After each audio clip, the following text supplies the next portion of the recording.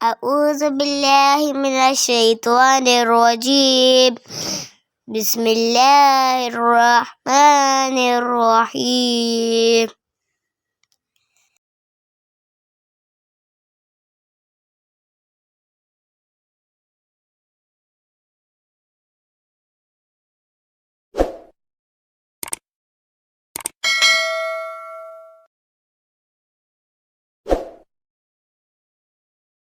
ہوتی ہے جو اس وقت بورڈ ممبر ہے ہمارے نظام بینک کے. میں نے ان سے بھی اس پہ تھوڑا سا ذکر کیا، لیکن مطلب وہ جواب وہ کیا کہتے ہیں جی انتظامی امور کا فرق ہے. ٹھیک ہے، تو میرے حساب سے تو یہ کوئی جواب نہیں ہے. اگر انتظامی امور کا فرق ہے تو باقی جو بینکس ہیں 4 اسلامک بینک، پھر تو ان کے لیے بھی انتظامی امور کا مسئلہ ہونا چاہیے. ٹھیک ہے، صرف ایک بینک کے لیے تو یہ مسئلہ نہیں ہے. یا آپ ان کو یہ کہیں کہ جی حساب کتاب میں اکاؤنٹنگ فائنینسنگ کا کوئی مسئلہ ہے تو اس میں ہم کہہ سکتے ہیں کہ جی ہاں ٹھیک ہے یہ چیز سمجھ آ رہی ہے. تو خیر اس پہ بھی ڈسکس کرتے ہیں. تو یہ ہمارے پاس ہو گیا مشارکہ متناقضہ. ٹھیک ہے، اب اگر آپ سے کوئی بھی کسٹمر یہ سوال یا کوئی بھی عام آدمی یہ سوال کرتا ہے کہ جی اسلامک بینک سے گھر لے رہے ہیں اور گھر کی یہ ترتیب ہے، تو آپ ان کو تسلی دے سکتے ہیں کہ جی ہم نے جس طرح جہاں تک ہمارے علم میں یہ بات آئی ہے وہ اس طریقے سے ہوتا ہے. تو اس طرح ان کی جو شرعی حیثیت ہے وہ کیا ہے، وہ جائز ہے. اچھا، اس میں بھی جو پنلٹی والا معاملہ ہے نا وہ ان میں بھی ہوتا ہے کہ بھائی ٹائم پہ اگر پے نہیں کرو گے تو پنلٹی کی کلوز اس میں لگتی ہے. اور وہ بھی آپ ان کو، جیسے ہم نے پنلٹی پہ پوری ایک بات کی تھی کہ بھائی وہ صدقہ بالجبر نہیں ہے. اگر آپ باہمی رضامندی سے کر رہے ہیں تو وہ لے سکتے ہیں، اور وہ سود اس وجہ سے نہیں ہے کہ وہ بینک کے اپنے کھاتے یا اپنے نفع کے اندر شریک نہیں ہوتا. ٹھیک ہے، اگر تو وہ بینک کے اپنے نفع میں شریک ہو تو پھر کسی بات تک یہ جواز صحیح بھی ہے کہ جی حرام ہے، سود ہے، کیونکہ ان کے اپنے پروفٹ میں آ رہا ہے. اچھا، آگے جو ہم نے بات کی رننگ مشارکہ، اس بارے میں تھوڑا سا ایک معاملہ یہ کلیئر کرنا ہے کہ اب جیسے بینک ہے، کوئی سے بھی بینک چاہے سودی ہو چاہے اسلامک ہو، اگر وہ آپ کو کوئی چیز دے رہا ہے مطلب تو آپ سے وہ بطور رہن کے کچھ رکھتا بھی ہے. جیسے آپ سے پراپرٹی جو لیز پراپرٹی ہوتی ہے اس کے لیے کاغذات رکھتے ہیں، یا آپ کو یہ کہتا ہے کہ آپ سونا لینا ہے. تو جب آپ یہ چیزیں بینک کو دے دیتے ہیں تو اس کے اوپر جو پھر وہ آپ کو میعاد بھی ہوتی ہے کہ اس ٹائم تک آپ نے اتنا پے کرنا ہے. اگر نہیں پے کر دیا تو اس کے اوپر اور بھی آئے گا. ٹھیک ہے، اس کے اوپر کیا آئے گا مطلب وہ ایک لمٹ دی ہوتی ہے کہ آپ کی اس چیز کا قیمت اتنا بنتا ہے. ٹھیک ہے، اگر اس میعاد کے اندر آپ نے ادا کر دیا تو یہ اتنا ہی رہے گا. ٹھیک ہے، ورنہ پھر یہ بڑھتا جائے گا. یہ سودی بینکوں میں ہوتا ہے، کسی اسلامک بینک میں ایسا نہیں ہے. کسی بھی بینک میں ایسا نہیں ہے. آپ سے جو ریٹ طے ہو گیا ہے، فرض کریں آپ کو میں نے کہا جی میں آپ کو گھر بیچ رہا ہوں، اس گھر کی مالیت اس وقت 80 لاکھ ہے، جیسے ہم اس پہ بات کر رہے تھے، اور اس 80 لاکھ کے اوپر اگر ہم سال 2 5 10 سالوں کا رینٹ لگاتے ہیں تو وہ رینٹ اتنا بنتا ہے. فرض کریں وہ جی 1 کروڑ بنتا ہے تو وہ 1 کروڑ ہی ہوگا. اب ایسا نہیں ہے کہ جی آپ نے کیونکہ 1 سال ڈیلے کیا یا 6 مہینے ڈیلے کیا تو اب اس 6 مہینوں کا ایڈیشنل آپ ہمیں پے. اچھا ہاں، اس میں بھی ایک اور چیز بتاتا چلوں. اس میں تھوڑا سا ایک ڈفرینس ہے گاڑی اور اس میں. وہ یہ ہوتا ہے کہ جی فرض کریں، یہ اسی یونٹ کے اوپر بات کرتے ہیں کہ جی پہلے مہینے کیا ہوا، آپ نے تو 8 روپے 9 روپے پے کیے، اس حساب سے آپ کا ایک حصہ ہو گیا، 70% پیچھے حصہ رہ گیا. اب دوسرے مہینے کیا ہوا، دوسرے مہینے اصل میں پر یونٹ پرائس وہ بنتی ہے 7 روپے. ٹھیک ہے، جو رینٹ ہے، اور اس کے علاوہ آپ نے ایک یونٹ پرچیز کرنا تھا. اب آپ کے پاس اصل میں یونٹ کی اماؤنٹ، یا آپ یوں کہہ لیں کہ آپ کے پاس اماؤنٹ نہیں ہے پے کرنے کے لیے. تو بینک کیا کہتا ہے کہ اس مہینے ہم نے آپ کو یونٹ بیچا نہیں ہے، اس مہینے آپ نے ہم سے یونٹ لیا نہیں ہے. ٹھیک ہے، تو اصل میں اس مہینے کا اماؤنٹ بن رہا ہے 7 روپے. ٹھیک ہے، اب اگلے مہینے کیا ہوگا، اگلے مہینے پھر یہ 7 روپے رینٹ بنے گا. ہونا تو یہ چاہیے تھا کہ بھائی اب وہ 6 کی طرف آتا. ٹھیک ہے، پلس اب آپ نے ایک یونٹ پرچیز کیا تو یہاں یہ ہو گیا 8 روپے. اب اگر آپ دیکھیں تو ایک مہینہ آپ نے ایڈیشنل 7 روپے دے دیے. اب وہ 7 روپے اس وجہ سے ایڈیشنل دیے کہ آپ نے وہ 7 یونٹ ایک مہینہ ایکسٹرا یوز کیے. اگر آپ اپنی نارمل ہی ترتیب سے چل رہے ہوتے تو تیسرے مہینے آپ کی اماؤنٹ 6 آنی چاہیے تھی. ٹھیک ہے، یہاں پہ 7 آنی چاہیے تھی، یعنی 9 8 7. تیسرے مہینے آپ کی جو اماؤنٹ آنی تھی انسٹالمنٹ کی وہ 7 آنی تھی، لیکن تیسرے مہینے یہاں آپ کی انسٹالمنٹ آ رہی ہے 8. وہ کس وجہ سے آ رہی ہے کہ اس مہینے جو آپ نے میرا حصہ یوز کیا تو مجھے جو اسے رینٹ لینا تھا وہ تو بنتا ہے اس کو. ٹھیک ہے، تو وہ ایڈیشنل اماؤنٹ اس صورت میں بن جاتی ہے. وہ آپ کی بات یہاں تک تو درست ہے کہ بینک نے آپ سے کہا کہ بھئی آپ نے فرض کریں پورے سال میں ختم کرنا تھا، لیکن 1 مہینے کا اماؤنٹ نہیں دیا، اب آپ ٹوٹل اس کو استعمال کیے 13 مہینے، ٹھیک ہے؟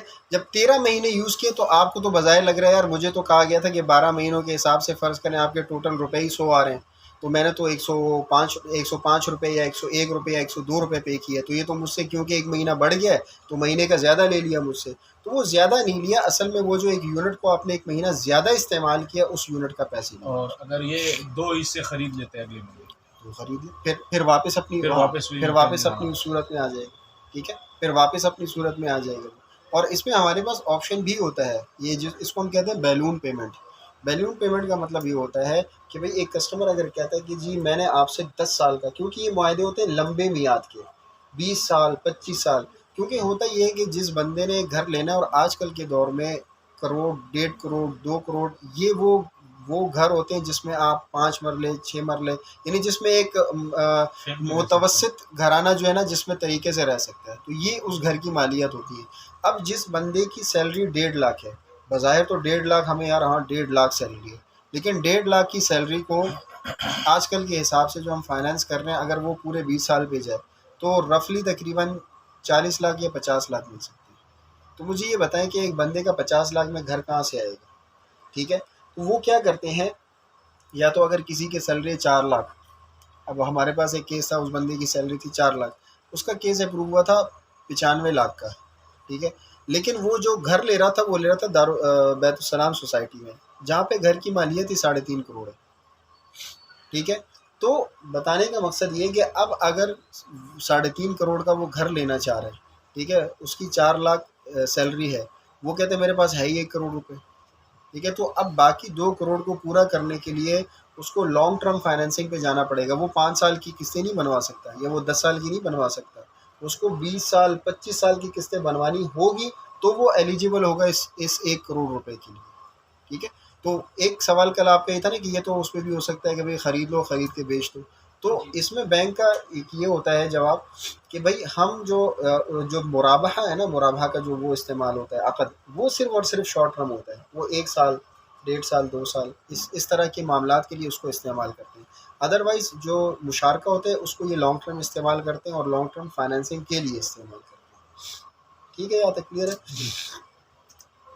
اچھا، اب ہم بات کرتے ہیں رننگ مشارکہ کی۔ دیکھیے رننگ مشارکہ کیا ہوتا ہے، بعض ایسی کمپنیز ہوتی ہیں جو کہتے ہیں کہ جی ہمیں اپنے ادارے کو چلانے کے لیے کچھ فائنینسنگ کی ضرورت ہے، ٹھیک ہے، بعض نے اپنے مطلب کام چل رہا ہے ان کا، لیکن چلتے چلتے اچانک جی بجلی کے بل بڑھ گئے، اب بل بڑھ گئے تو نارمل ان کا جو ایک چل رہا تھا، جی فرض کریں ایک کمپنی اس کا 2 لاکھ کا خرچہ آ رہا تھا، اب بل بڑھنے کی وجہ سے اچانک اس کا بل آ گیا 4 لاکھ روپے، اب اس نے اپنے نارمل جو ایک معاملات رکھے ہوئے تھے اس حساب سے تو 2 لاکھ اس کے نکل رہے تھے، لیکن یہ 2 لاکھ کا معاملہ جب اس کے پاس آتا ہے تو وہ پھر کیا کرتا ہے کہ ایسی صورت میں وہ بینک سے رابطہ کرتا ہے کہ جی مجھے اپنے معاملات کو بھی چلتے ہوئے معاملات کو چلانے کے لیے آپ ہمارے ساتھ نا کوئی معاملہ کریں، تو اس میں ایک رننگ فائنینس کا معاملہ ہوتا ہے، جس میں کیا کرتا ہے بینک کہ جیسے فرض کریں ایک پروڈکشن چل رہی ہے جی، ڈبل روٹیاں بننی تھی، ایک کمپنی کا آرڈر، ایک اس کا آرڈر ہے، کمپنی کا آرڈر ہے کہ جی ہمیں آپ نے ایک ہفتے میں جو ہے نا تقریباً 1000 ڈبل روٹیوں کے جو پیکس ہیں اس کا وہ ہمیں فائنل کر کے دیں۔ اب وہ معاملات چل رہے تھے، بیچ میں پیسوں کی ضرورت پڑ گئی اور پیسے ان کے پاس شارٹ ہو گئے، تو ایسی صورت میں پھر بینک وہ کسٹمر کیا کرتا ہے، وہ آتا ہے بینک کے پاس کہ جی یار مجھے پیسے چاہیے، کیونکہ معاملہ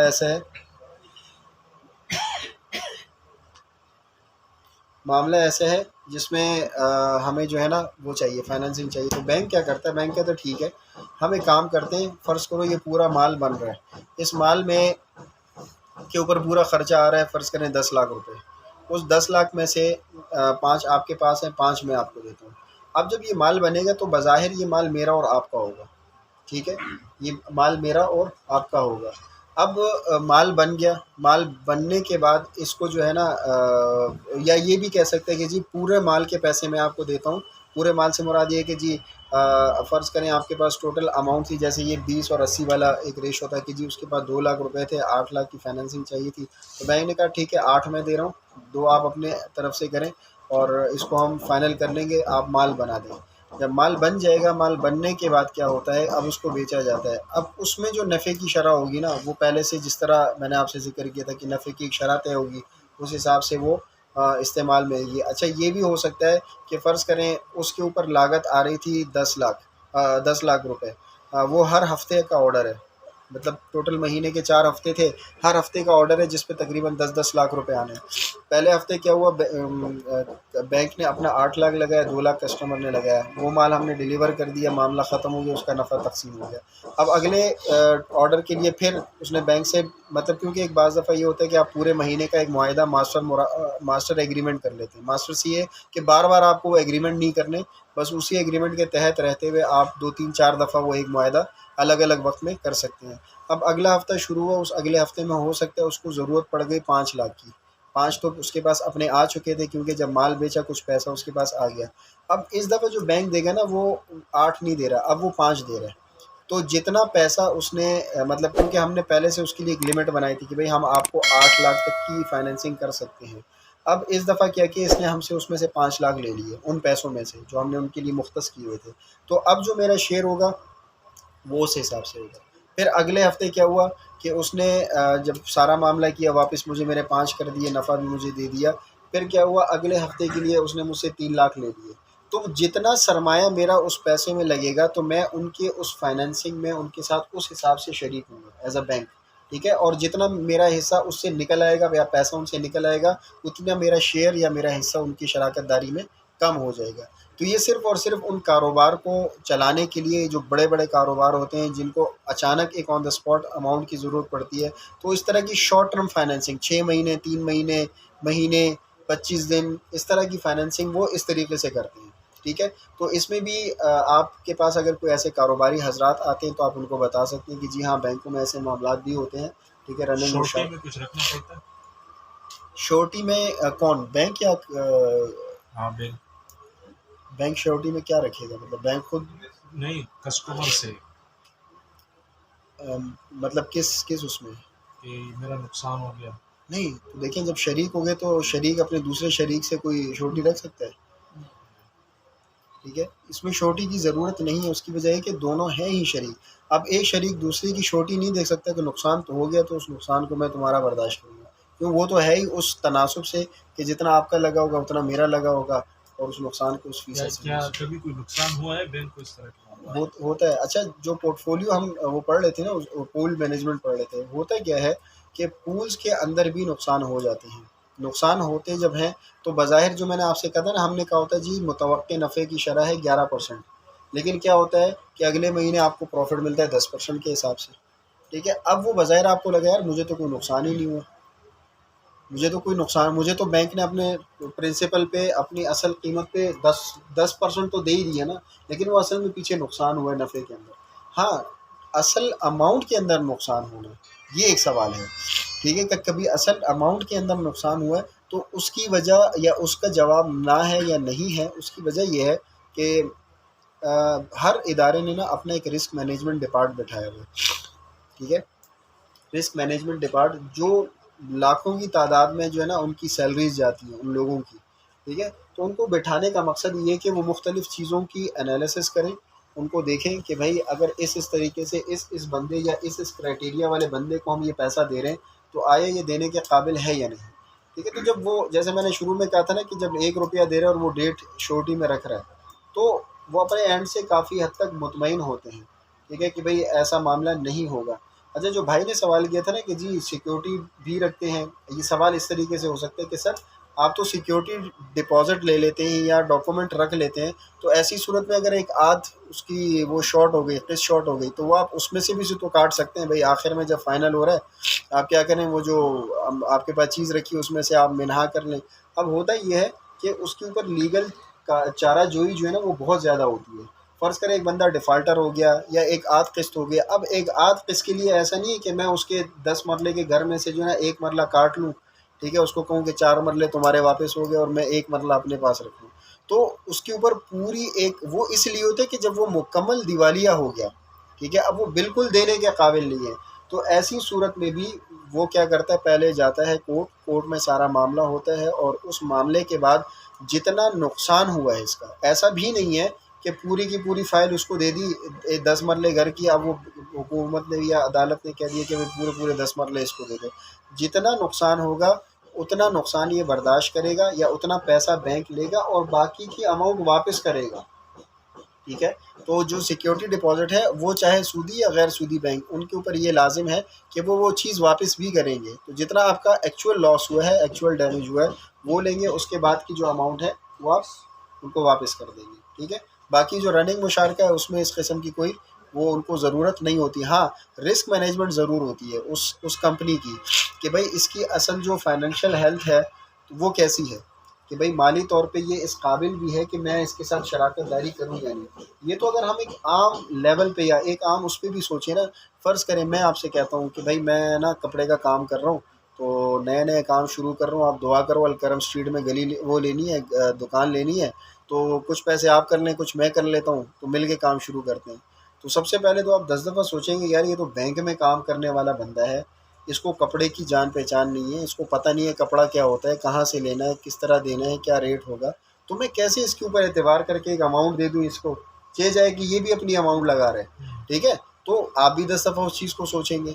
ہاں آپ کے پاس الکرم اسٹریٹ کا کوئی بہت بڑا تاجر آ جائے، وہ کہے کہ یار اس طرح کچھ پیسے شارٹ پڑ رہے ہیں تو دے دو، بس ایک پارٹی سے بات ہو رہی ہے، ہفتہ 10 دن میں اتنا پروفٹ آ جائے گا، تو آپ آنکھیں بند کر کے دینے کے لیے تیار ہو جاؤ گے کہ آپ کو پتہ ہو کہ یار یہ پرانا اور منجھا ہوا بندہ ہے.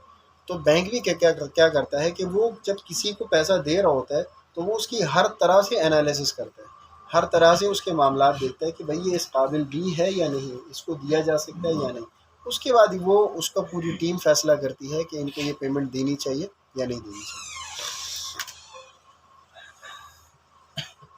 اچھا، رننگ مشارکہ کے تحت بینک کسٹمر کے کاروبار میں شریک ہوتا ہے. بینک کسٹمر کے کاروباری سرگرمیوں میں شریک ہوتا ہے. جتنا پیسہ بینک سے لیتا ہے وہ بینک کا سرمایہ ہی سمجھا جاتا ہے. کسٹمر جو پیسہ واپس کر دیتا ہے وہ بینک کی سرمایہ کاری سے منہا ہو جاتا ہے یا کم ہو جاتا ہے. نفع کی تقسیم کی شرح پہلے سے طے کی جاتی ہے. جان شدہ اکاؤنٹ تقسیم کی جاتے ہیں، سرمایہ کاری کی شرح کے مطابق تقسیم ہوتا ہے. اچھا، جان شدہ اکاؤنٹ سے مراد یہ ہے کہ جیسے میں نے آپ سے ذکر کیا کہ ہر ہفتے کا پروفٹ آ رہا تھا. ٹھیک ہے. اب ہمارا ایگریمنٹ پورے مہینے کا تھا، ہفتے کا پروفٹ آیا، پروفٹ ڈسبرس ہو گیا، مہینے کا ہفتے کا آیا، پروفٹ ڈسبرس ہو گیا. اب جیسے ہی پورا مہینہ گزرا اور میرا اور ان کا عقد ختم ہو رہا ہے، اب رننگ مشارکہ کا معاملہ مکمل ختم ہو رہا ہے، تو کیا ہو جاتے ہیں آخری جو آڈیٹڈ رپورٹ ہوتی ہے، یا آڈٹ کا مطلب بالکل جو فائنل آپ کے پاس نفع نقصان سب تقسیم ہو چکا ہے، فائنل ہو چکا ہے، تو اس اصل جو نفع ہے وہ اس وقت تقسیم کیا جائے گا. یعنی وہ جو پہلے ہفتے نفع تقسیم ہو وہ تو ٹھیک ہے بکس کی حد تک، یا اگر فزیکلی بھی اس کو ڈسبرس کر دیا تو اس میں کوئی ایسا معاملہ نہیں ہے. لیکن جیسے ہی وہ ٹائم پورا ہوگا اس وقت اصل اس کی نفع نقصان کو فائنل کر کے، اگر نفع ہوا ہے نقصان ہوا ہے اس میں سے نفع میں سے نکال کے باقی معاملات کو سیدھا کر کے وہ آپس میں تقسیم کریں گے. اچھا، اب ہم آتے ہیں اجارہ کی طرف کہ جی اجارہ بینکس میں کہاں استعمال ہوتا ہے. جیسے میں نے آپ سے ذکر کیا اس وقت صرف اور صرف میزان بینک واحد ایسا بینک ہے جو اجارہ کے اوپر گاڑیوں کی فائنینسنگ کرتا ہے. ٹھیک ہے. باقی جتنے بھی بینک ہیں وہ اسلام یہ جو آٹو فائنینس ہے یا ہوم فائنینس ہے وہ مشارکہ متناقصہ کے اوپر کرتے ہیں. ٹھیک ہے. وہ کیا کرتے ہیں؟ مشارکہ متناقصہ کے اوپر اس کی فائنینسنگ کرتے ہیں. اچھا، اب اجارہ کی تعریف کیا ہے؟ کوئی ساتھی بتا دے. اجارہ کسی کو ہاں کا مالک، ٹھیک ہے، صحیح کہہ رہے ہیں. کسی چیز کی منفعت، ٹھیک ہے، کسی کو کسی منفعت کا مالک بنا دینا. ٹھیک ہے. اچھا، اس میں انسان بھی ہو سکتے ہیں اور اس میں کوئی اثاثہ بھی ہو سکتا ہے، یعنی کوئی فزیکل چیز بھی ہو سکتی ہے. آپ کسی کی خدمات بھی اجرت پہ لے سکتے ہیں اور کسی چیز کو بھی اجرت پہ دے سکتے ہیں. اچھا، اجارہ کی کتنی اقسام ہیں؟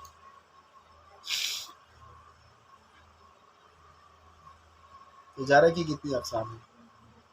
ہدایہ میں آپ لوگوں نے پڑھی ہوں گی. اچھا، اجیر کی بتا دیں. وہ اجیر خاص ہے اور اجیر مشترک ہوتا ہے. اجیر خاص اور اجیر مشترک. اچھا، کیا کیا فرق ہوتا ہے ان دونوں میں؟ کیا بات ہے، کیا بات ہے، مطلب الہام ہوتا ہے آپ کو. کچھ حد تک تو پڑا ہے نا، تو اس سے اجیر خاص اور اجیر مشترک. ہاں یہ ہے، یہ اجیر کی قسم ہے جو مزدور ہے. ٹھیک ہے، ٹھیک ہے. تو اجیر خاص اور اجیر مشترک یہ ہو گیا نا کہ ایک بندہ جو ایک وقت میں ایک بندے کو اپنی سروسز پرووائڈ کر رہا ہے، اس کو کہتے ہیں اجیر خاص، ٹھیک ہے. اور اجیر مشترک کا مطلب یہ کہ وہ ایک ہی وقت میں مختلف لوگوں کو اپنی سروسز پرووائڈ کر رہے ہیں. اب جو فری لینسرز ہیں نا وہ ہے اجیر مشترک، ٹھیک ہے. وہ ایک ہی وقت میں مختلف لوگوں کو اپنی سروسز پرووائڈ کر رہے ہوتے ہیں. فرض کریں ایک ڈیزائنر ہے، اس کا کام ہے کوئی بھی چیز ڈیزائن کرنا، آپ نے بھی آرڈر دیا ہوا، اس نے بھی دیا ہوا، اس نے بھی دیا ہوا، وہ تینوں کو جو ہے نا بنا کے دے رہا ہے. اب اگر مثال کے طور پہ ایک بندہ ایک ہی ادارے نے ہائر کیا ہوا ہے صرف ایک ہی کام کے لیے، اب وہ کیا ہے؟ اجیر خاص، ٹھیک ہے. تو یہ اس میں فرق ہے، ٹھیک ہے. اچھا، اب اجارہ کی اقسام دو ہیں، اجارۃ الاعیان اور اجارۃ الاشخاص، ٹھیک ہے. اجارۃ الاعیان اور اجارۃ الاشخاص. اچھا، اس کو آپ اجارۃ الاشخاص اور اجارۃ الاشیاء بھی کہہ سکتے ہیں. وہی سمپل سی بات ہے کہ یا تو کسی فرد کی سروسز کو استعمال کرنا، اس کو آپ اجارۃ الاشخاص کہہ سکتے ہیں. اور اجارۃ الاعیان الف عین یا الف نون کے ساتھ، اعیان یا اجارۃ الاشیاء کا مطلب کسی بھی چیز کو رینٹ پہ دے دینا، ٹھیک ہے، کسی بھی چیز کو اجرت پہ دے دینا. تو یہ اس کی بیسک دو ٹائپس ہیں، دو وہ ہیں. اچھا، اب اگر ہم بات کرتے ہیں کہ اجارہ کے اصول کے، تو کرائے پر دینے والا مالک رہے گا. اچھا، ہوگا کیا ہے کہ جو بندہ جو چیز دے گا رینٹ کے اوپر، تو وہ بندہ اصل میں اس کا مالک ہی کہلائے گا، ٹھیک ہے. یعنی میں نے اگر کرایہ دار کو ایک گھر مکان دیا تو میں اس کا مالک ہی کہلاؤں گا، میں اس کی ملکیت اس کی طرف ٹرانسفر نہیں کروں گا، ٹھیک ہے. ملکیت سے متعلق اخراجات مالک برداشت کرے گا، ٹھیک ہے. فرض کریں اس گھر کے اوپر ٹیکس ہیں، ٹھیک ہے. اس گھر کے اندر جو موجود وہ ہیں کیا کہتے ہیں میٹر لگے ہوئے، اب وہ لگانے کا جتنا بھی خرچہ ہے میٹر لگانے کا، ٹھیک ہے، استعمال کا نہیں، میٹر لگانے کا جو خرچہ ہے وہ میں برداشت کروں گا، ٹھیک ہے. فرض کریں ٹائل ماربل مجھے لگانے کیونکہ مجھے گھر کرائے پہ دینا، تو وہ سارا کا سارا خرچہ میں برداشت کروں گا. اچھا، اسی طریقے سے استعمال کا حق کرائے دار کا ہے، اور اس حوالے سے اخراجات فیول یوٹیلیٹی بلز کرائے دار دے گا. اب وہی بات ہے کہ استعمال کا حق کس کے پاس ہے؟ کرائے دار کے پاس ہے. اب اس کو استعمال کرنے کے جتنے بھی اخراجات آئیں گے وہ خود برداشت کرے گا. اب اس میں یہی ہے جیسے آپ یوٹیلیٹی بل استعمال کر رہے ہیں، گیس ہے، بجلی ہے، ٹھیک ہے، پانی کے بل ہو گئے، تو یا گاڑی ہے تو اس کے اندر فیول ڈلوانا ہو گیا، ٹھیک ہے، اس کا آئل چینج کروانا ہو گیا، اس کی سروس کرانا ہو گیا، ٹھیک ہے. تو یہ سارے معاملات جو ہے، اور اگر چالان ہو گیا، ہاں، چالان کس قسم کا؟ مطلب چالان روڈ، ہو گیا، ہاں دیکھیں چالان بھی مختلف اقسام کے ہیں. جیسے ابھی میں آپ کو بتاؤں 3 ہفتے پہلے ایک کسٹمر کی اسی طرح میسج آیا، کہہ رہے سر وہ مجھے تو آج وہ پولیس والوں نے روکا ہے، وہ میں نے آپ سے گاڑی لی تھی، وہ تو کہہ رہے ہیں کہ اس کے اوپر اتنا ٹیکس ہے، وہ آپ نے بھرا ہی نہیں ہے پچھلے سال سے، تو آپ نے تو کہا تھا کہ یہ ٹیکس تو بینک بھرے گا. تو میں نے ان سے کہا تھا، میں نے کہا سر دیکھیں ٹیکس بھی 2 اقسام کے ہیں، ایک ہے روڈ ٹیکس، ایک ہے روڈ ٹیکس، اور ایک ہے اس کا ود ہولڈنگ ٹیکس، ٹھیک ہے. تو ود ہولڈنگ ٹیکس جو ہے وہ تو بینک بھرتا ہے، کیوں؟ ملکیت اس کے پاس ہے، اس کا تعلق کیا ہے؟ اس کی ملکیت سے ہے کہ بھائی جو بندہ اس چیز کا مالک ہوگا وہ اس کا ود ہولڈنگ ٹیکس پے کرے گا. روڈ ٹیکس کا تعلق اس کو چلانے کے حساب سے ہے، اس کے استعمال اور منفیات کو استعمال کرنے سے. تو میں نے کہا وہ ٹیکس آپ بھریں گے. روڈ ٹیکس مجھے بھی بھر سکتے. چلے یہ آپ کے علم میں اضافہ ہو گیا، ٹھیک ہے، کہ روڈ ٹیکس بھی ہوتا ہے گاڑی کا، ہاں، جو استعمال، جی جی جی جی جی بالکل. ایکسائز والے سالانہ وہ انہوں نے تو مجھے 3 مہینے کا بتایا، تو اللہ عالم 3 مہینے 6 مہینے کا مطلب ٹیکس ہوتا ہے باقاعدہ، ٹھیک ہے، روڈ ٹیکس ہے. اب وہ تو گاڑی پہ ڈیپینڈ کرتا ہے. اب وہ اصل میں یہ ہوتا ہے کہ ایکسائز جو اپنی ویب سائٹ ہے نا، آپ جیسی گاڑی کا نمبر انٹر کرتے ہیں تو وہ آپ کو بتا دیتا ہے اس کے حوالے سے کہ یہ گاڑی نہیں. دیکھیں اب ٹول پلازا ٹیکس ٹول پلازے کو استعمال کرنے کا ہے، ٹھیک ہے. اب فرض کریں آپ یہاں سے سکھر موٹر وے پہ چڑھتے ہیں، وہ آپ کو ایک چٹ دیتا ہے. اب وہ چٹ اگر آپ کسی بھی ادر انٹرچینج پہ اترو گے نا، تو جو آپ نے وہ استعمال کیا وہ اس کا ٹیکس ہے، ٹھیک ہے، وہ اس سے اعتبار کرتا ہے. اب فرض کریں آپ سکھر سے نیچے آپ شکارپور اور یہاں سے ہوتے ہوئے آ رہے ہیں، وہ آگے جو ہے نا وہ پیٹی وائی کھڑے ہو گئے، میں نے کہا کہ بھائی اترو آپ کا چالان. تو آپ کو غیر میں تو ابھی سکھر ٹول پلازے پہ دے کے آیا ہوں، آپ کون سا چلان ہے؟ وہ کہہ رہے بھائی یہ روڈ ٹیکس، یہ جو روڈ پہ چلا رہے ہو. اب پھر آپ کو یار جو وہاں سے یہاں تک کا روڈ استعمال کیے سکھر تک تو دے کے آ گئے ہو. تو روڈ ٹیکس الگ ہے، ٹھیک ہے، اور ود ہولڈنگ ٹیکس الگ ہے. تو مطلب مقصد بتانے کا یہ ہے کہ جس ٹیکس یا جس بھی خرچے کا تعلق اس کے استعمال سے ہے، وہ کون برداشت کرے گا؟ جو استعمال کرنے والا ہے، اور جو اس کو استعمال میں اصل میں وہ چلتی رہنی چاہیے یا استعمال میں مطلب کی حیت میں رہنی چاہیے، وہ سارا کا خرچہ اس کو کیا کہتے ہیں؟ استعمال کے قابل بنا کے دیں۔ ہاں، استعمال کے قابل بنا کے دینے تک کا جو خرچہ ہے نا، وہ اس مالک کے اوپر ہوتا ہے، ٹھیک ہے؟ جیسے مثال کے طور پہ اب یہ گاڑی ہے رینٹ پہ جو دے دیتا ہے، اگر خدا نہ خواستہ یہ گاڑی ایسی سچویشن ہو جاتی ہے، حادثہ ہو گیا یا ایسا کوئی اور معاملہ ہو گیا، تو ایسی صورت میں نے آپ سے ذکر کیا تھا کہ اسلامی بینک کوئی بھی اس مہینے کا رینٹ نہیں لے گا، ٹھیک ہے؟ کیوں؟ وہ اس کے استعمال میں نہیں آ رہی، وہ ایسی حالت میں آ چکی ہے اس وقت کہ وہ گیراج میں کھڑی ہوئی ہے، کام چل رہا ہے اس پہ، تو اس مہینے کا جو رینٹ ہوگا وہ بینک ان سے چارج نہیں کرے گا۔ تو اس سے ثابت ہو جاتا ہے کہ بھئی جو چلانے کا خرچہ ہے، جو اس کے اس میں لانا ہے منفعت کا، وہ کرایہ دار کے اوپر ہے، اور اس کو استعمال میں چلتے رہنے کے لیے جو اصل اخراجات ہیں وہ مالک برداشت کرے۔ اس کے جو اس کو نقصان ہوتا ہے، ڈیمیج ہو جاتی ہے گاڑی، اس کا بھی انہوں نے فائنینس کرایا ہوتا ہے یا نہیں؟ فائنینس نہیں، تکافل۔ وہی ہاں نام تکافل ہاں، تکافل، ٹھیک ہے؟ فائنینس ایک الگ چیز ہے، تکافل ایک الگ چیز ہے۔ تکافل اس کا کرایہ ہوتا ہے۔ اچھا، اب مزے کی بات، اب میں آپ کو بتاؤں گا، آپ کہو گے دیکھیں اب بینک نے تو اپنا معاملہ سیدھا کر لیا نا۔ یہاں پہ ہوتا یہ ہے کہ شرعی اعتبار سے وہ ٹھیک ہے، شرعی اعتبار سے وہ معاملہ ٹھیک ہے، لیکن کہیں نہ کہیں مطلب مجھے وہ چیز لگتی ہے کہ یار یہ کسی نہ کسی طرح ظلم کے اعتبار میں آ رہی ہے، لیکن ظاہر ہے اس کی ایک شرعی دلیل اور وہ چیز دیتے ہیں کہ بھائی تکافل اور جو اس کا ٹریکر کا جو خرچہ ہے وہ بھی کسٹمر کے ذمے ہوتا ہے، لیکن ذمے اس طرح نہیں کہ وہ ہی یہ پے کر رہا ہے۔ اب ہوتا کیا ہے، وہ ان کا جواز کیا ہوتا ہے کہ بھئی مثال کے طور پہ اصل میں ٹریکر اور انشورنس کی اماؤنٹ بھی کسٹمر سے ہی لی جا رہی ہوتی ہے، ٹھیک ہے؟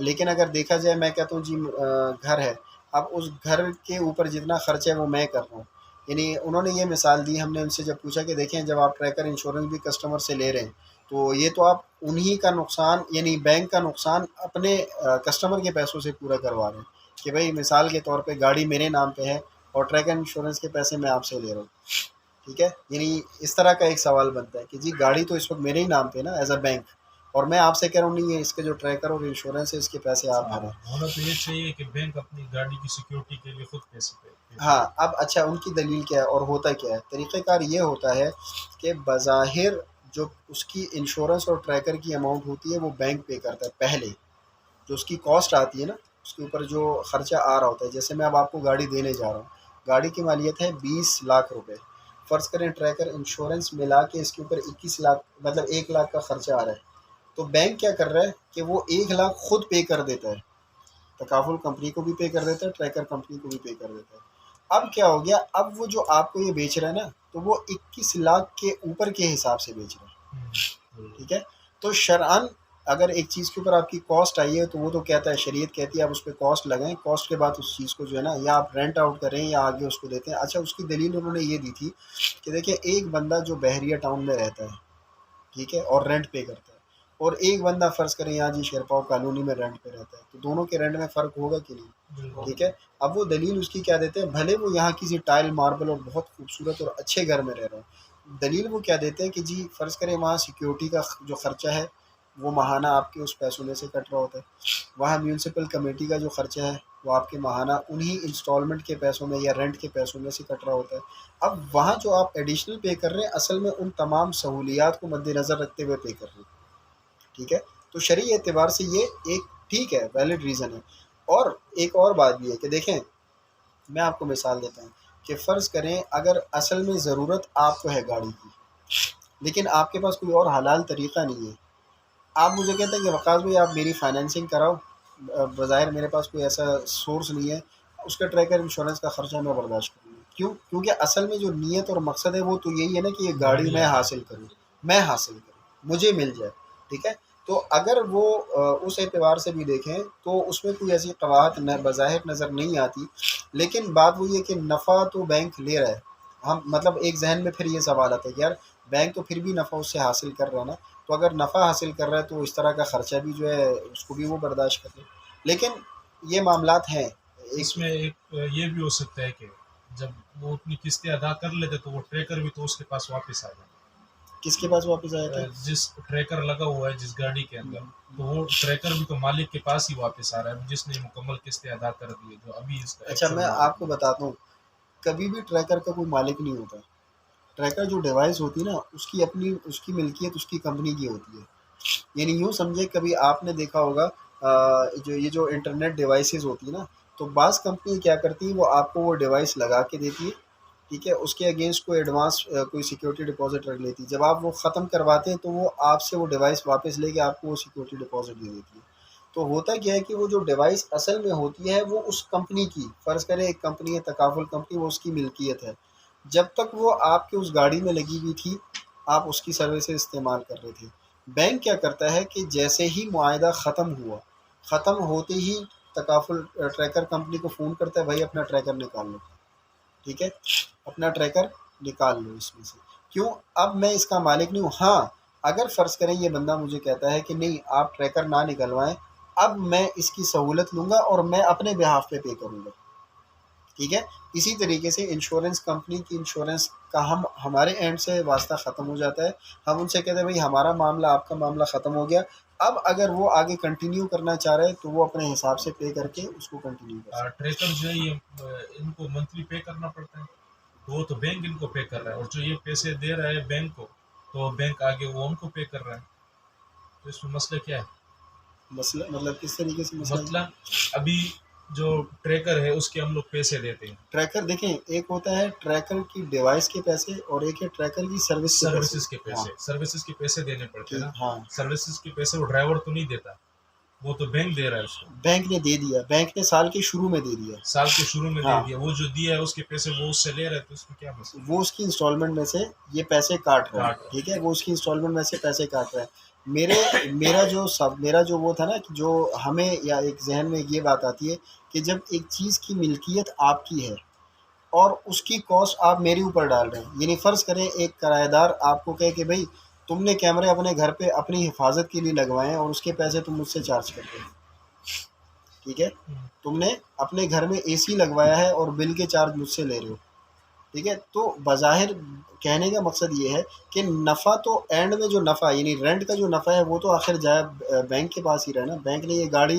فی سبیل اللہ تو نہیں دی. ہاں اگر وہ فی سبیل اللہ دیتا نا تو پھر سمجھ میں بھی آتا ہے کہ چلو یار اس نے اوپر خرچہ کیے تو وہ خرچہ میں تو اس میں برداشت کروں. کچھ نہ کچھ فائدہ تو پھر بھی ڈرائیور کو ہو رہا ہے. اچھا گاڑی گم ہو گئی، ہاں اب انہوں نے ٹریکر سے پتہ کر لیا یہ یہاں پر آپ کی گاڑی پڑی ہوئی ہے، تو وہاں سے وہ نکال لی گئی. تو مالک کون ہے اس کا؟ فائدہ تو مالک کو ہو گیا نا، اس کی گاڑی مل گئی. کرایہ دار کو تو جو اب تو اس نے کرایہ ہی نہیں دینا، اس کو تو اس کی کوئی ٹینشن تو نہیں. اس کے اندر یہ کچھ حصے نہیں خریدتا ہے اجارہ کے اندر. میں وہی تو بتا رہا ہوں، اس میں تو اجارہ ہے، یہ کوئی مشارکہ تو نہیں ہے، یہ کوئی مشارکہ تو نہیں ہے. اور اب مزے کی بات، اب اس کا اگلا سوال آپ کا کیا ہونا چاہیے کہ اگر وہ اجیر نہیں اور فرض کریں 3 سال گاڑی کے معاہدے پہ گاڑی چلا رہا تھا اور تیسرے سال گاڑی چوری ہوگی، اب کیا ہوگا؟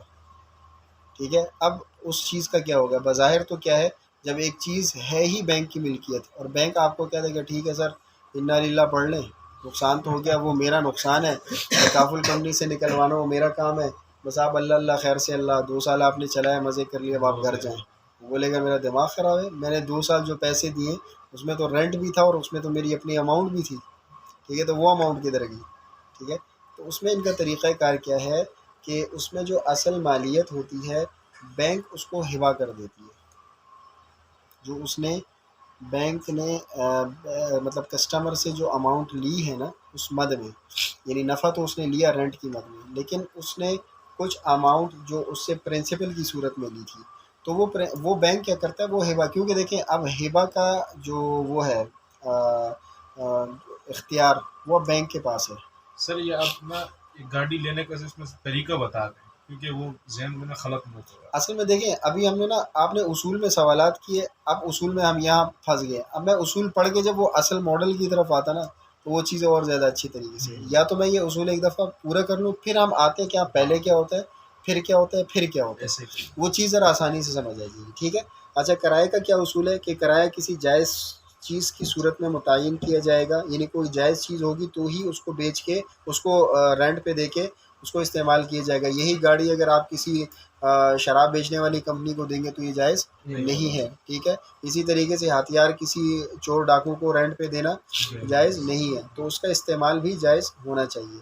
قابل استعمال حالت میں حوالے کر دینے کے بعد کرائے کا مطالبہ کیا جا سکتا ہے. ٹھیک ہے. جو بھی چیز ہے وہ قابل استعمال حالت میں دیں گے. اچھا، ایک کسٹمر آیا، یہ جو آج کل اے ٹی ایم کارڈ پہ بات ہو رہی تھی، کہہ رہے سر میں نے پچھلے سال یہ کارڈ لیا ہوا تھا، میں نے ابھی تک اس کو مطلب وہی نہیں کیا، ایکٹیویٹ ہی نہیں کیا، اور آپ لوگوں نے میرے اس سال پیسے کاٹ لیے، یہ کیا بات ہوگی؟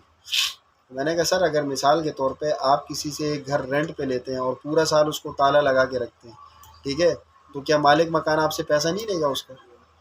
میں نے کہا اس نے تو آپ کو چابی دے دی، اب آپ کی مرضی ہے استعمال کریں نہ کریں، وہ آپ کے اوپر ہے. ٹھیک ہے. بینک نے آپ کو کارڈ دے دی، اب آپ اس کو ایکٹیویٹ کریں نہ کریں، اس کے پیسے کاٹ لیے اور اگلے سال کے پیسے بھی کٹیں گے. میرے سے بھی کاٹ. ٹھیک ہے. یہی اب اس میں ہوتا کیا ہے کہ جن لوگوں کے استعمال میں نہیں ہیں وہ کیا کریں کہ وہ پہلے بینک سے وہ تاریخ کنفرم کریں جس تاریخ کو ان کے پیسے کٹتے ہیں، کیونکہ ضروری نہیں کہ 1 جنوری کو پیسے کٹیں گے. جس دن آپ کا اکاؤنٹ کھل کے اے ٹی ایم آتا ہے اگلے سال اسی تاریخ کو پیسے کٹتے ہیں. ٹھیک ہے. تو آپ پہلے تو اس تاریخ کا تعین کر لیں. فرض کریں اب جیسے ان سے آج پیسے کاٹ لیے، اب یہ آج ہی جاتے کہتے ہیں یار بند کر دو، اب نقصان کس کا؟ ان کا ہے. کیوں؟ اس سال کے پیسے تو انہوں نے دے دیے، جب دے دیے تو اس سال کی منفعت بھی تو حاصل کریں اس سے. بھئی ایک بندہ 1 تاریخ کو ہے آپ کو بولے کہ بھئی یہ میرا جو ہے نا ایڈوانس لے لیں اور بس میں گھر خالی کر کے جا رہا ہوں. اب اس کو بولے کہ ایڈوانس کس چیز کا دے رہے ہو؟ ٹھیک ہے. پھر رہنا ہے تو آپ رہ کے جاؤ. تو مطلب یہ ہے کہ آپ نے اگر اس کو استعمال کر آپ کے پیسے کٹ چکے ہیں، پہلے وہ تاریخ کا تعین کر کے اس سے 1-2 دن یا ہفتہ پہلے آپ جا کے اس کو بلاک کروا دیں یا ختم کروا دیں. تو یہاں پہ کیا ہے کہ آپ اس کو اگر قابل استعمال حالت میں دے چکے ہیں، اب وہ اس کا رینٹ یعنی اس کا میٹر وہاں سے چل پڑا ہے، وہ اس کو استعمال کرتا ہے یا نہیں کرتا وہ اس کے اوپر. ٹھیک ہے. اچھا، نقصان کی حالت میں کرایہ دار کی غفلت سے ہو تو نقصان کا ذمہ دار ہوگا. ٹھیک ہے. اگر کرایہ دار کی طرف سے کوئی ایسا معاملہ ہوا جیسے خیر وہ تو مالک مکان کا وہ ابھی پچھلے دنوں خبروں میں چل رہا تھا کہ ایک مالک مکان نے کیا گیا تھا، نیچے گھر جو ہے نا وہ دیا ہوا تھا، اس پہ رینٹ پہ دیا ہوا تھا دکانوں میں، اس میں سلنڈر پڑے ہوئے تھے، وہ پھٹ گیا. تو وہ تھا پنڈی کی طرف، پنجاب کی طرف کوئی واقعہ، تو پھر بلاسٹ ہوا پورا گھر، اس میں کچھ کرایہ دار بھی مطلب وفات ہو گیا تھا ان کا. تو مطلب اس میں نقصان دونوں میں سے کسی ایک کی بھی غفلت ہو، اگر مالک مکان کی بھی کوئی ایسی غفلت ہے جس کی وجہ سے نقصان ہو رہا ہے تو وہ نقصان مالک مکان برداشت کرے گا. اگر غفلت نقصان جو ہے وہ کرایہ دار کی وجہ سے تو وہ کرایہ دار برداشت کرے گا. قدرتی آفات کی صورت میں مالک نقصان برداشت کرے گا. ٹھیک ہے. اس میں پھر کسٹمر برداشت نہیں کرے گا. اگر کرایہ دار طے شدہ استعمال کے علاوہ استعمال کرے تو نقصان کا ذمہ دار ہوگا. وہی بات ہے کہ بھئی آپ کو دیا ہے کہ آپ اس کو رہنے کے لیے استعمال کریں، آپ نے کیا کیا بڑی بڑی مشینیں اندر لگائی ہوئی ہیں اور گھی تیل کا جو ہے نا کاروبار چل رہا ہے. ٹھیک ہے. تو آپ کو جس مقصد اور جس اس کے لیے دیا گیا ہے آپ اس کو اسی طریقے سے، اب اس کے اندر جتنے بھی آپ نے تھوڑ پھوڑ کی ہے وہ سارا کا سارا ذمہ اس آپ کے اوپر یا کرایہ دار کے اوپر. اگر کرایہ دار بلا اجازت آگے کرائے پر دے تو ذمہ دار ہوگا. جیسے ہمارے پاس کل پرسوں کی بات ہے، کسٹمر آیا کہتے سر میں آپ سے گھر لینا چاہ رہا ہوں، لیکن گھر اس طریقے سے ہوگا کہ آپ سے لے کے میں نے آگے نا اس کو رینٹ آؤٹ کرنا تاکہ اس سے جو کرایہ ہے وہ میں آپ کو دیتا رہوں. میں نے کہا یار ماشاء اللہ، میں نے کہا اللہ پاک نے آپ جیسے ذہین لوگ نا اس دنیا میں بہت رکھے ہیں. تو میں نے کہا اگر ہر دوسرا تیسرا آپ کی طرح سوچنے لگے تو یہ جتنے ریل اسٹیٹ والے ہیں بینک ان کو دھڑا دھڑ پیسے دیتے رہے، وہ گھر بناتے رہیں اور رینٹ پہ دیتے رہیں اور وہ بینک کو واپس کرتے رہیں اور ریل اسٹیٹ والوں کے مزے ہوتے رہیں. تو ہوتا یہ ہے کہ ہمیشہ بینک جب بھی آپ کو دیتا ہے تو وہ یہ بتا کے دیتا ہے کہ اس کو آپ اپنے پرسنل اپنی ذاتی استعمال کے لیے، چاہے وہ گھر ہے یا گاڑی ہے، دونوں صورتوں میں وہ بتا کے دیتا ہے. کیونکہ کمرشل فائنینسنگ ہماری الگ ہوتی ہے، اس کے ریٹ الگ ہوتے ہیں. ٹھیک ہے. جب ایک چیز آپ کمرشل استعمال کے لیے لینا چاہ رہے ہیں تو اس کے ریٹ ہی الگ ہے، اس کا معاملہ ہی الگ ہے. تو اسی لیے اگر کوئی بندہ جیسے فرض کریں میں بھائی سے لیتا ہوں گھر رینٹ پہ، اور رینٹ پہ لینے کے بعد میں اپنے ہی 2-3 رشتہ داروں کو، انہوں نے مجھے دیے 10,000 ماہانہ پہ، میں نے آگے 15,000 ماہانہ پہ بیچ دیا. اب میں رہ نہیں رہا لیکن 5,000 میری جیب میں آ رہے ہیں، 10,000 ان کی جیب میں آ رہے ہیں، یہ بھی خوش ہے میں بھی خوش ہوں. ٹھیک ہے. لیکن اصل میں ایسا نہیں ہے. کیوں کہ طریقہ کار کیا ہے کہ آپ کو رینٹ پہ دیے، آپ کو مالک نہیں بنایا. جب آپ مالک نہیں ہیں تو آپ اس چیز کو آگے رینٹ آؤٹ نہیں کر سکتے. اچھا، اجارے کی بنیاد پر فائنینسنگ کے لیے عام طور پر درجہ ذیل طریقہ اختیار کیا جاتا ہے. بینک اجارے پر دیا جانے والا والی اشیاء خریدتا ہے۔ اچھا، اب طریقہ کار کیا ہوتا ہے کہ پہلے کسٹمر آتا ہے بینک کے پاس اور بینک سے کہتا ہے کہ جی مجھے گاڑی چاہیے، گاڑی کی فائنینسنگ چاہیے۔ اب دو طریقے ہیں، یا تو وہ نئی گاڑی لینے آئے گا یا پرانی گاڑی لینے آئے گا۔ نئی گاڑی کی ترتیب یہ ہوتی ہے کہ ہم سب سے پہلے اس سے کچھ سوالات کرتے ہیں کہ جی آپ کی انکم، آپ کی ذرائع آمدن کیا ہے اور کتنی ہے، ماہانہ کتنا کماتے ہیں۔ پھر اس کے اندر یہ پوچھتے ہیں کہ جی آپ جو گاڑی لینا چاہ رہے ہیں اس کی کیا مالیت ہے، اس میں آپ ایڈوانس پیمنٹ کتنا کریں گے اور اس کی مد میں بینک آپ کو کتنا دے سکتے ہیں۔ تو اس وقت اسٹیٹ بینک کی پالیسی یہ ہے، چاہے تو اس کو لکھ لیں، تمام بینکوں کے لیے یہ پالیسی ہے کہ جتنی بھی گاڑیاں ہیں 1000 cc اور اس سے نیچے، مطلب 1000 cc کی گاڑی، چھوٹی موٹی جو گاڑیاں ہیں 1000 cc یا اس سے نیچے کی گاڑیاں، وہ میکسیمم بینک اس پہ 30 لاکھ کی فائنینسنگ کر سکتا ہے۔ مطلب کوئی بھی بینک جو دے گا وہ صرف 30 لاکھ روپے دے گا، اس سے اوپر نہیں دے سکتا فائنینسنگ۔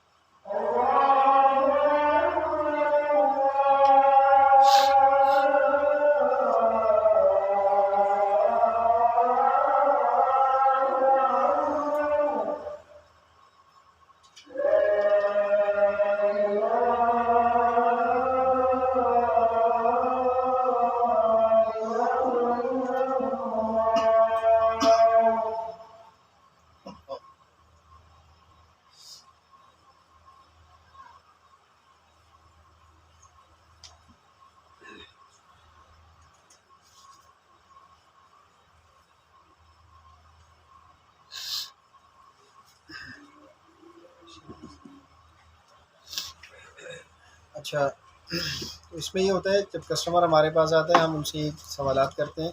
اس میں طریقہ کار یہ ہے کہ میکسیمم بینک فائنینس کرتے ہیں 30 لاکھ روپے، ٹھیک ہے، یعنی جتنی بھی گاڑیاں ہیں اس میں 1000 cc کی گاڑی کو ہم فائنینس کرتے ہیں میکسیمم 5 سال کے لیے، اور 30 لاکھ تک کی اماؤنٹ دیتے ہیں۔ 5 سال تک کی فائنینسنگ ہوتی ہے اور 30 لاکھ تک کی اماؤنٹ دے سکتے ہیں۔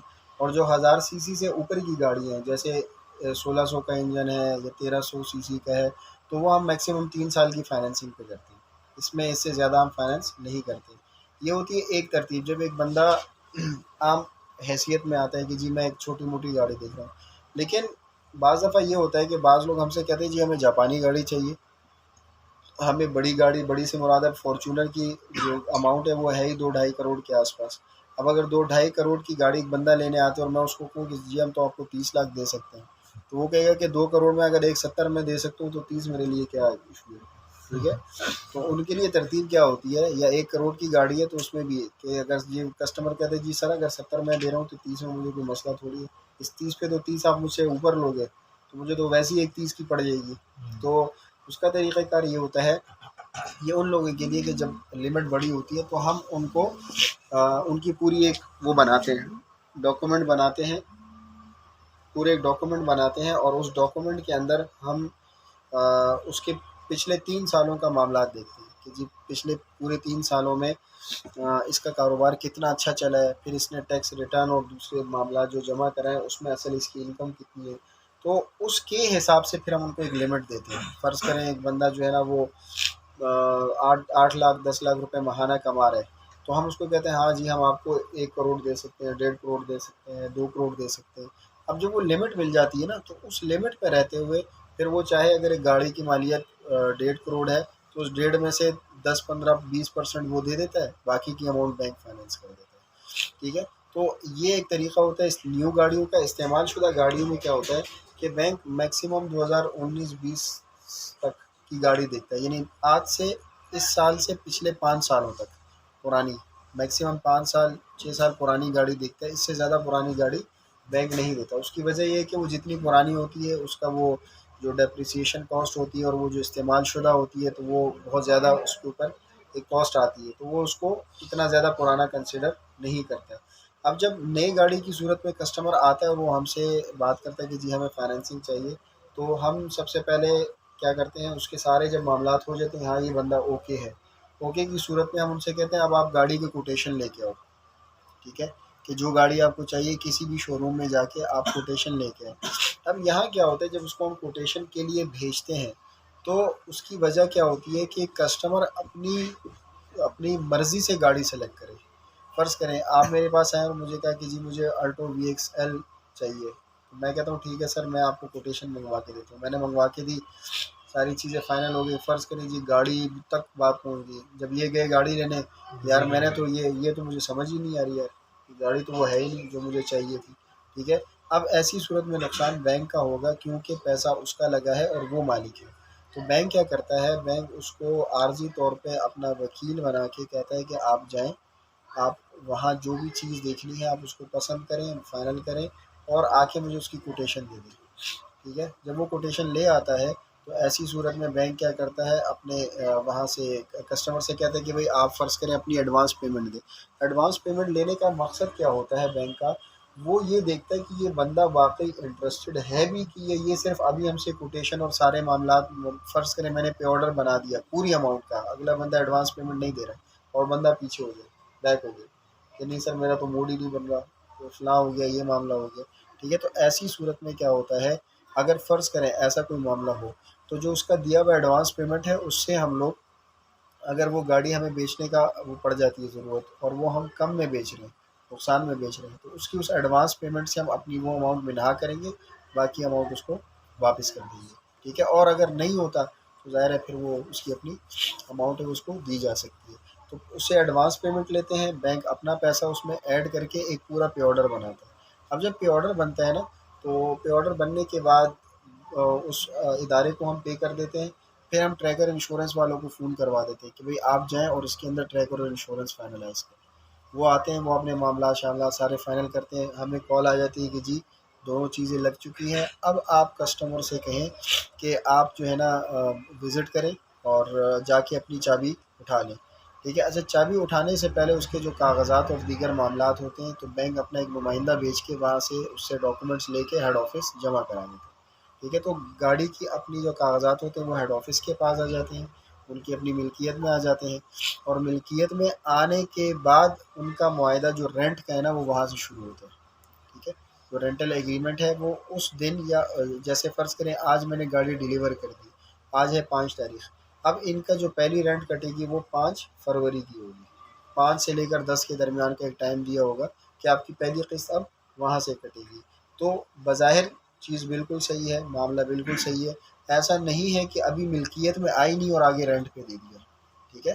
یعنی پہلے وہ اپنی ملکیت میں لے رہا ہے گاڑی کو اور پھر آگے رینٹ آؤٹ کر رہا ہے. تو وہ گاڑی کسٹمر اپنی ملکیت میں کیسے لے گا مکمل طور ابھی تو پہلا سٹیپ ہوا نا، ابھی تو پہلی رینٹ پر؟ چلی آپ نے ہے. کہہ رہا ہے کہ مکمل ہوگا. نہیں، میں نے کہا یہاں تک جو اس کا معاملہ ہے، جو پہلے رینٹ تک کا معاملہ ہے، یہ اب مکمل ہوگا. اب یہاں تک تو یہ سمجھ آ گیا کہ جی وہ رینٹ دینا شروع ہو گیا، ٹھیک ہے. اب کیا ہوتا ہے جب یہ اچھا، اس کے درمیان جب ہم آفر ایکسیپٹنس لیٹر سائن کرتے ہیں نا کسٹمر سے، جب یہ معاملہ بیچ میں چل ہی رہا ہوتا ہے، یعنی گاڑی واڑی کے ڈاکومنٹس آ چکے ہیں، تو ہم 2 فارم ان کے سامنے یا 2 شیڈیول ان کے سامنے رکھتے ہیں یا وہ ان سے سائن کراتے ہیں.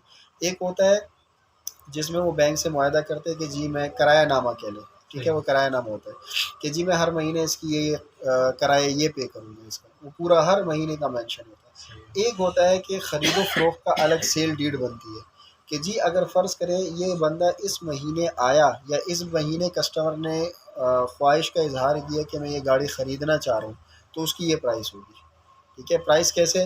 اگر گاڑی کی مالیت ہے 30 لاکھ روپے اور اس کے اوپر رجسٹریشن کا خرچہ ہے 2 لاکھ روپے، تو ٹوٹل ملا کے 32 لاکھ ہو گئے، ٹھیک ہے. اب بینک کیا کرتا ہے کہ اس کے اوپر ایک 8%، 4%، 3% ایڈیشنل ایڈ کر کے نا پہلے سے وہ، اب فرض کریں گاڑی ہو گئی 33 لاکھ کی. اب یہ اس بندے نے پہلے اس مہینے انسٹالمنٹ پے کی، انسٹالمنٹ پے کرنے کے بعد یہ بندہ دوسرے مہینے، اور ہمارے ساتھ ہوا ہے، میرا اپنا ایک کسٹمر تھا، 3 مہینے کے بعد گاڑی پے آف کر دی اس نے، ٹھیک ہے. 3 مہینے صرف چلائی، کہہ رہے یار مزہ نہیں آ رہا کیونکہ یہ نیچے سے لگتی ہے تو مجھے اس کو پے آف کرانا ہے، مجھے دوسری خریدنی ہے. تو اس نے صرف 3 مہینے گاڑی استعمال کی تو اس سے بینک نے کوئی 2-2.5 لاکھ یا پتہ نہیں 3 لاکھ کا نفع لیا تھا.